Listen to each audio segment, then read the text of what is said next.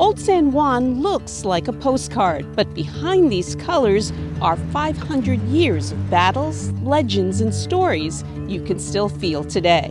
And at sunrise, I finally understood why Puerto Rico is unlike anywhere else. Welcome to Old San Juan, Puerto Rico. As we walk through these streets, we almost feel the stories that pass through here. The people, the history, the rhythm. Let's go check out Old San Juan, Puerto Rico, behind the postcards. A few weeks before this trip, I visited a Puerto Rican comic book exhibit in New York. The artists talked about identity, memory, and belonging. It made me curious. How much of that story could I actually feel here in Old San Juan? Puerto Rico was the first major island with fresh water after European explorers crossed the Atlantic, which made it the gateway to the Caribbean and the place every empire wanted to control. Spain spent centuries fortifying San Juan. Castillo San Felipe del Morro guarded the harbor from pirates, the Dutch, the British, and eventually the United States during the Spanish-American War. Whoever held this entrance controlled access to the New World. Even now, standing on these walls, you feel why the Spanish fought so hard to keep it. The lighthouse guided ships long before radar, and the garitas, these iconic sentry boxes, were where guards kept watch. When we visited, a boat was stranded on the rocks below. It was a stark reminder of how dangerous these waters are and why this place was such a powerful stronghold. Across the harbor is El Cañuelo, which worked with El Morro to protect the channel. And just outside the old city walls is San Cristóbal, built to defend against land attacks and eventually becoming the largest Spanish fortification in the New World. Centuries of battles and even World War II bunkers are layered into these walls. The priest will teach the women to do this. Living historians help bring that past to life. Like when you throw a football, you know the football spins? That's what the musket will do. Walking through Old San Juan, you start to feel how many layers built this city. It's not just the forts or the architecture, but the people who've shaped this city over the centuries. Every corner has a story, and the more I explore, the more I realize just how much of Puerto Rico's identity is right here on these streets. One of those stories is La Rojativa. In 1797, when the British tried to take Puerto Rico, the bishop led a nighttime procession through the streets. Women carried torches and sang prayers. The invaders mistook the lights for reinforcements and retreated. Today, a sculpture honors that moment. Walking around San Juan, you can't help but be captivated by the beautiful colors on the buildings.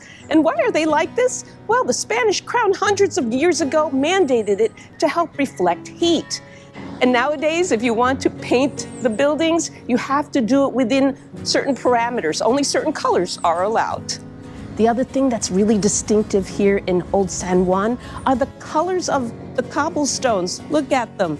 They are blue. And the blue, they're actually the ballast, the ship ballast from the ships that would come here from Spain. Because they're not really stones, they're the leftovers from an iron smelting process. We came at sunrise to avoid the crowds, but what we found was the way the walls light up. The same way they did for pirates, empires, invasions, and revolutions. 500 years of history facing the sea. One of the most recognizable entrances to the old city is Plaza Colón, near where an original city gate once stood. Today, restored facades protected by Puerto Rico's Institute of Culture show the balance between preservation, decay, and renewal, and the hope that these centuries-old buildings will endure. Old San Juan is mostly Spanish colonial, but if you look up, you'll spot a few Art Deco buildings from the early 1900s. And then there's this striking 1902 building created by Ángel Rivero Méndez, the man behind Cola Champagne, one of Puerto Rico's iconic soft drinks. So who do we thank for Old San Juan and Puerto Rico? This guy behind me, Ponce de León. He arrived in 1508, and as the saying goes, the rest is history. Old San Juan sits on a small islet, so the streets are narrow and intimate. Plazas, shade trees, and short blocks that feel like a Spanish town transported to the Caribbean. Below the old city wall is La Perla, once a small Spanish fort and now a tight-knit community with its own identity. It's not a tourist area, but it's an important part of San Juan's history. Everywhere you look, you see how proud people are of their heritage. Flags, murals, statues, and the colorful Sanse stairs celebrating the city's 500th anniversary. Nearby stands El Totem Tellurico, symbolizing the origins and mixing of cultures across the Americas. Poets Passage is another place where identity shines, a shop filled with work from local artists focused on belonging, resilience, and the Puerto Rican experience. Catholic carvings and plaques appear throughout Old San Juan, like a living museum of colonial history. The Cathedral of San Juan Bautista is one of the oldest in the Americas. It has survived hurricanes and earthquakes and holds the tomb of Juan Ponce de León. It remains a center of community life, just as it was in the 1500s. At sunrise, the Capilla del Santo Cristo de la Salud feels especially meaningful. Built in 1753, it honors a rider who survived a fall from the cliff below. It's not just a beautiful photo spot, it's a place where history is still practiced. That comic book exhibit in New York talked about memory, resilience, and identity.